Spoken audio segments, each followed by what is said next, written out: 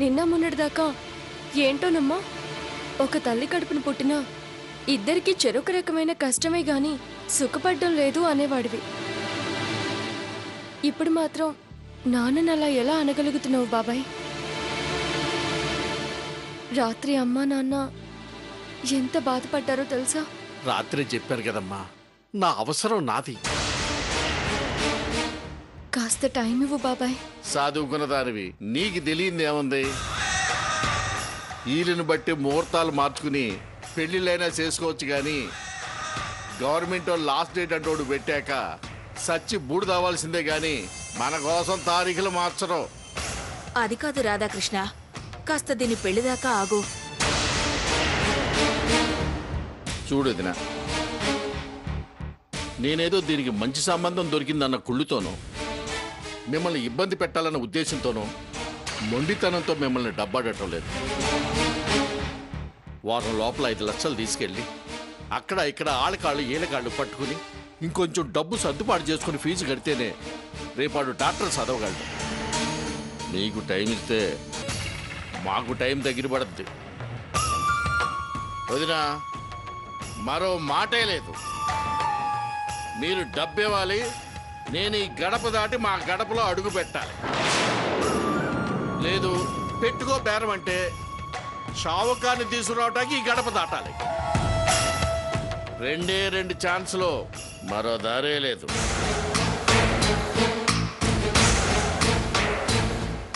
Coffee చల్లారిపోయినట్టుంది, మళ్ళీ పెట్టుకొస్తాను.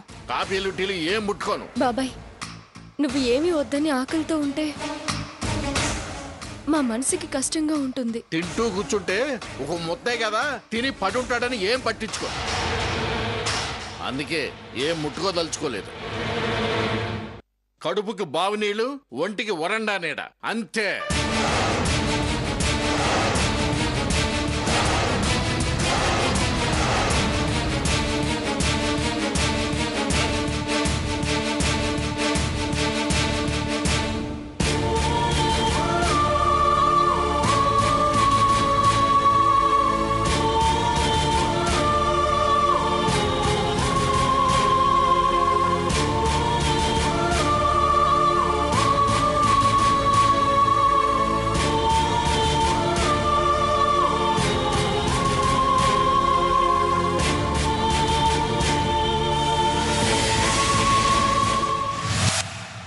ఏంటో చెప్పమ్మా. నాకు అర్జెంటుగా ఒక 5 lakhs లోన్ కావాలి సార్. వాట్? లోనా? లక్ష్మీదేవికి లోన్ ఏంటి? డబ్బులు అవసరం రావడం ఏంటి? పైగా మీరు ఎంజిఎం అండి. అదే మంగమ్మ గారి మనవరాలు. చూడు, నువ్వు అన్నింటిలోనూ అనవసరంగా ఇంటర్ఫియర్ కావద్దు. నేను సార్తో పర్సనల్గా మాట్లాడాలి. Okay, carry on. అంత అవసరం ఏమొచ్చిందమ్మా? సార్, రాత్రి సడన్ గా మా బాబాయ్ వచ్చాడు. మీరు నన్ను అమ్ముకోనన్నా అమ్ముకోనివ్వండి, లేదా 5 లక్షలైనా ఇవ్వండి. అప్పటి వరకు ఇక్కడి నుంచి కదలను. అందుకే సార్, నాకేదైనా బ్యాంక్ లోన్ దొరుకుతుందేమోనని. నీ జాబే పర్మనెంట్ కాలేదు, నీకు లోన్ ఎలా వస్తుంది? అది కరెక్టే, కానీ ప్రాబ్లం చాలా సీరియస్. నాకు అమౌంట్ అవసరం. కావచ్చు సీత, కానీ అంత అమౌంట్ అంటే కష్టం. అయినా ఇప్పుడేగా చెప్పావు, నేను ట్రై చేసి చూస్తాను. Thank you sir.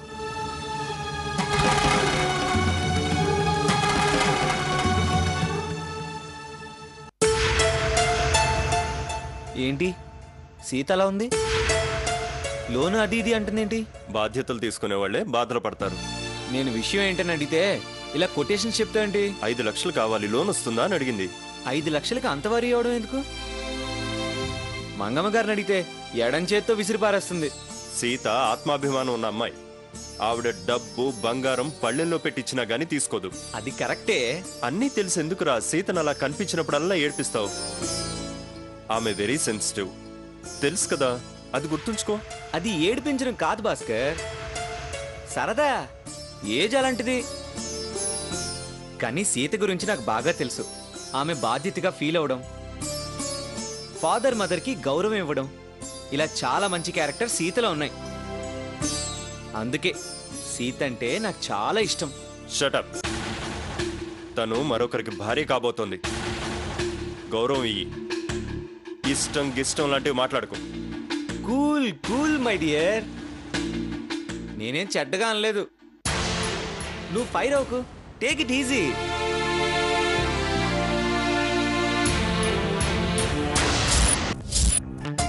నేను మీ అందరికీ ఈ విషయం చెప్పడానికి చాలా సంతోషపడుతున్నాను.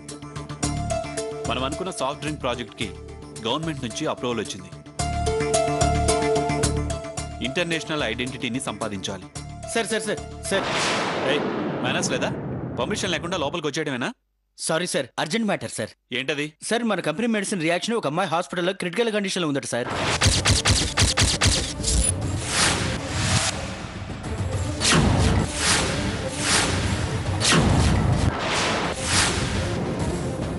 What nonsense you are talking? No, something is wrong. మన కంపెనీ మెడిసిన్ రియాక్షన్ ఇచ్చే ఛాన్సే లేదు. ఇమీడియట్గా డీటెయిల్స్ అన్నీ నా టేబుల్ మీద ఉండాలి. వెళ్ళు, అన్ని రికార్డ్స్ తీసుకురా. Go ahead. Yes sir.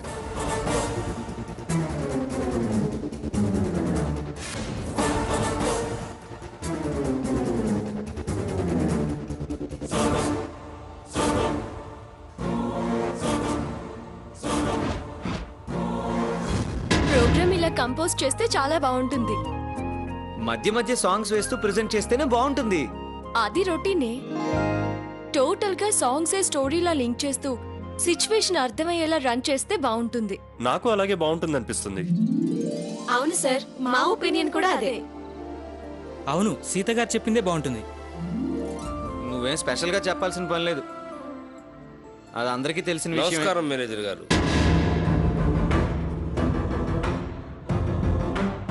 నమస్తే అండి. ఎవరు మీరు? నా పేరు శేషాద్రి సార్. ఏం కావాలి? నేను రేడియో ఇంటర్వ్యూ ద్వారా పబ్లిక్ ఒక ఇంపార్టెంట్ న్యూస్ చెప్పాలనుకుంటున్నాను. రేడియో ఇంటర్వ్యూనా? మేము అలాంటి ప్రోగ్రామ్స్ ఏం కండక్ట్ చేయట్లేదే. ఇది ప్రజలకు చాలా మేలు చేసే విషయం. ఒక పెద్ద మందుల కంపెనీ చేసే మోసాల వల్ల ప్రజలు ప్రాణాలు కోల్పోతున్నారు.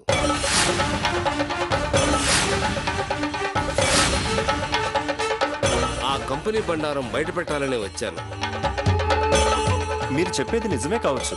మా స్టేషన్లో అలాంటి ఇంటర్వ్యూలు ఏం చేయట్లేదే. అయినా న్యూస్ ఛానల్స్ చాలా ఉన్నాయి కదా, ప్రత్యేకించి రేడియో స్టేషన్నే ఎందుకు సెలెక్ట్ చేసుకున్నారు? సార్, ఇప్పుడున్న ఛానల్స్ పార్టీలకు మనుషులకు ఇంపార్టెన్స్ ఇస్తూ ఒకదానికొకటి పొంతన లేకుండా వార్తలు ప్రసారం చేస్తున్నాయి. ఒక్క రేడియో స్టేషన్ దూరదర్శన్ మాత్రమే నిజాయితీగా వార్తల్ని ప్రసారం చేస్తున్నాయి. అందుకే రేడియో స్టేషన్ ఎన్నుకున్నాను. పోనీ దూరదర్శన్కి వెళ్ళొచ్చు కదా. వెళ్ళవచ్చు, కానీ నేను ఏ కంపెనీ గురించి చెప్పదలుచుకున్నానో ఆ కంపెనీకి సంబంధించిన మనిషి ఈ స్టేషన్లోనే ఉన్నారు.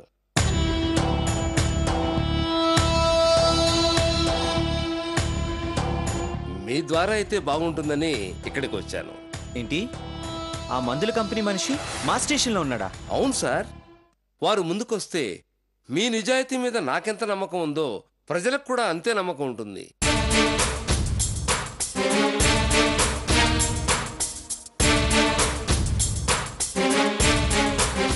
ఇంతకీ మీరు ఏ కంపెనీ గురించి చెప్పాలనుకుంటున్నారు? Manga pharmaceuticals private limited sir.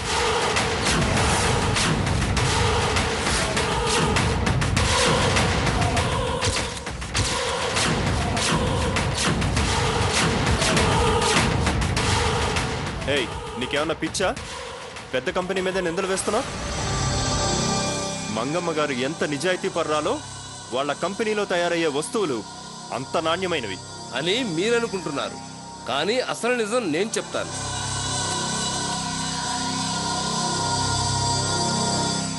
వాళ్ళ కంపెనీ మందులు వాడి ఒక అమ్మాయి హాస్పిటల్లో మృత్యువుతో పోరాడుతుంది. లేదు, నేను నమ్మను. మీరు అలాగే అంటారు, ఎందుకంటే మీరు ఆ ఇంటికి కాబోయే కోడలు కదా. నేను ఆ ఉద్దేశంతో అనడం లేదు. అయితే నిజాయితీగా నిర్భయంగా నా ఇంటర్వ్యూ తీసుకోండి.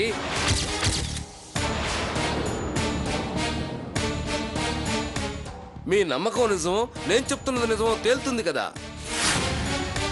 మీరు నిజమైనప్పుడు ఎవరు ఇంటర్వ్యూ చేసినా ఒకటే కదా. సీత గారు ఇంటర్వ్యూ చేస్తేనే నేను వాస్తవాలు చెప్తాను.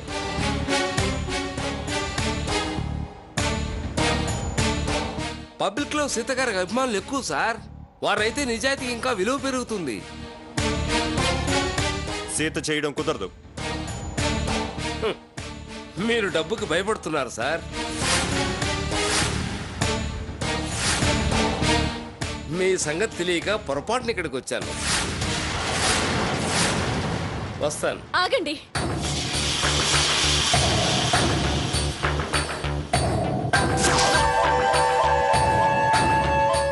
సీత,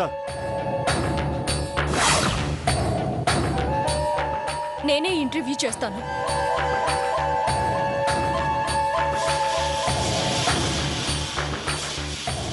నువ్వు ఇంటర్వ్యూ చేస్తావా?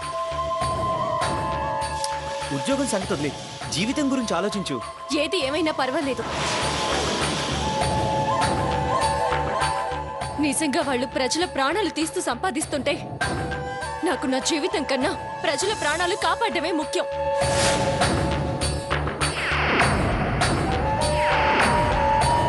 వద్దు సీత, నా మాట విను. సీత వద్దే. ప్లీజ్ వద్దు సీత. వద్దు సీత. మా మాట విను. ప్లీజ్ చెప్పింది సీత, విను. వద్దు సీత. దయచేసి వద్దు సీత. సారీ. Sorry sir. నేను చేయాల్సిందే. ఆవిడ నీ కాబోయే భర్తకి నానమ్మదా? వాళ్లే కాదు, మా నాన్న కంపెనీలో అలా చేసినా నేను మోసం బయట పెట్టడానికి వెనక్కి తగ్గను.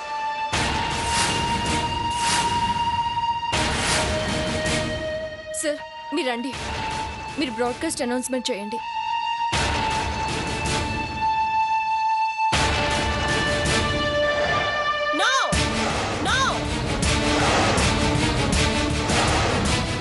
మన మందులు వాడి హాస్పిటల్లో ప్రాణాపాయ స్థితిలో ఉండడం ఏమిట్రా?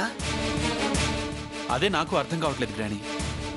అదే నిజమైతే ఇన్నేళ్లు మనం పడ్డ శ్రమంతా బూడిదిలో పోసిన పన్నీరైపోతుందిరా. ఇదంతా తేలిగ్గా తీసుకోకూడదు. నిజమైతే బయట ప్రచారంలోకి రాకుండా ఆపేయాలి. నిందైతే మన నిజాయితీ నిరూపించుకోవాలి. అవును గ్రాని, కానీ ఎలా? లేదా నేనోసారి హాస్పిటల్కి వెళ్ళి చూసిరానా? వద్దు, నువ్వెళ్ళొద్దు. అలాగా జనం ఆవేశంలో ఉంటారు. దాడి చేసినా చేస్తాను. మరి డీటెయిల్స్ ఎలా తెలుస్తాయి గ్రాని? నేను హెల్త్ మినిస్టర్తో హోమ్ మినిస్టర్తో మాట్లాడతాను.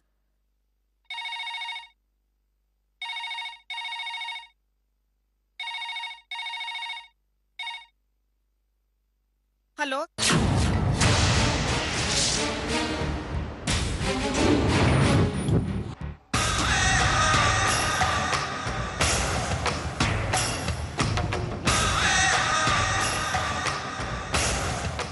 హలో మంగమ్మ.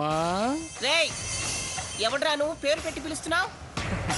పేరు పెట్టింది పిలవటానికే కదా మంగమ్మ. నోర్మై, అడ్డమైన వాడు పిలవటానికి కాదు పేరు పెట్టింది.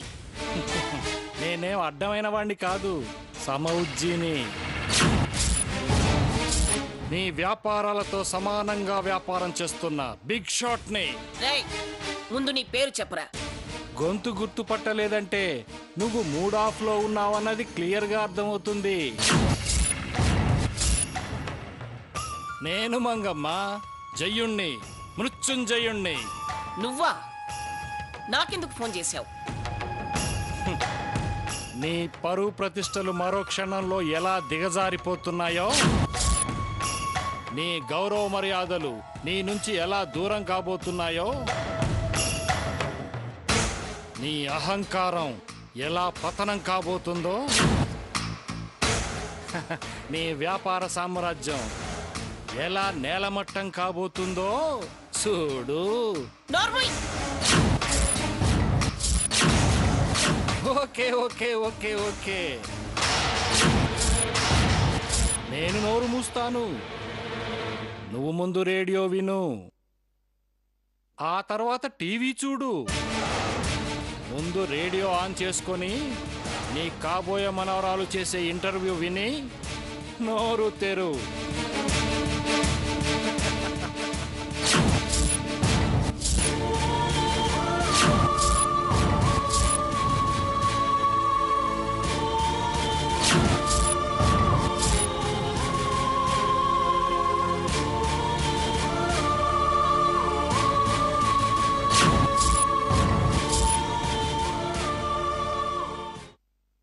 రేడియో ఆన్ చేయి. ఆకాశవాణి విశాఖపట్నం కేంద్రం. ప్రభాత గీతాలను మీకు అందించే మీ సీత ఇప్పుడు సంచలన వార్తలకు సంబంధించి ఒక ఇంటర్వ్యూని కండక్ట్ చేయబోతుంది.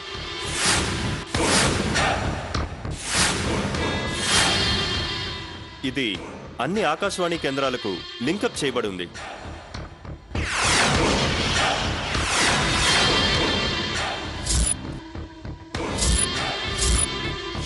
సీత, స్టార్ట్ చేయమ్మా. అందరికీ నమస్కారం. రాష్ట్రంలోనే పెద్ద పేరున్న Manga pharmaceutical company private limited. ఆ కంపెనీ మందులు వాడి ఓ అమ్మాయి ప్రాణాపాయ స్థితిలో ఉందన్న విషయం పూర్తిగా జనానికి తెలియక ముందే ఆ మందుల కంపెనీ చేసే మోసం గురించి ప్రజలందరికీ కొన్ని నిజాలు చెప్పడానికి శేషాద్రి గారు మా స్టేషన్కి రావడం వల్ల మేము ఆ నిజాలేంటో మీ అందరికీ తెలియజేయాలని మేము ఈ ఇంటర్వ్యూ ప్రసారం చేస్తున్నాం.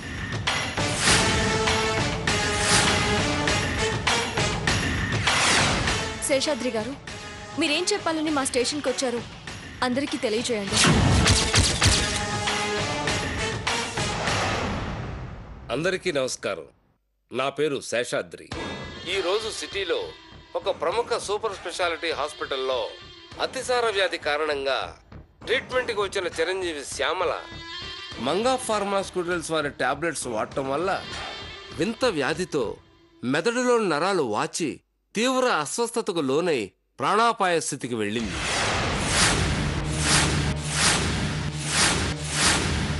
ఏ హాస్పిటల్లో ఆ శ్యామల ట్రీట్మెంట్ తీసుకుంటుందో చెప్పగలరా? జేఎండ్జేబీ హాస్పిటల్. అక్కడ జరిగిన రియాక్షన్ గురించి మీకెలా తెలుసు? ఆ అమ్మాయి మా పక్కింటి పాప. వాళ్లతో పాటు రాత్రి అడ్మిట్ అయిన దగ్గర నుంచి నేను అక్కడే ఉన్నాను. మీరెక్కడుంటారు? సీతమ్మ ధార.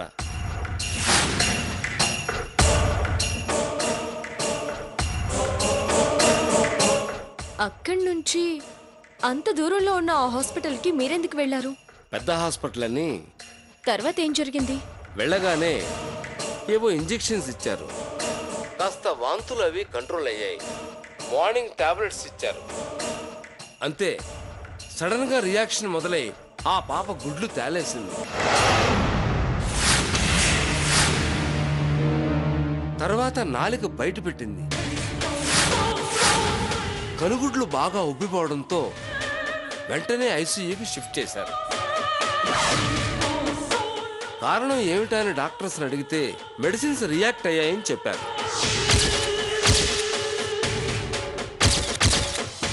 వెంటనే నేను ఆ మెడిసిన్స్ చూశాను. అవి మా కంపెనీవే.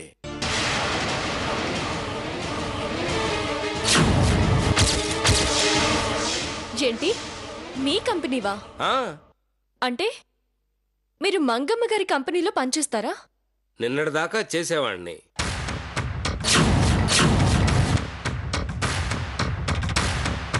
అందుకే ఆ కంపెనీ భాగవతం నాకు బాగా తెలుసు.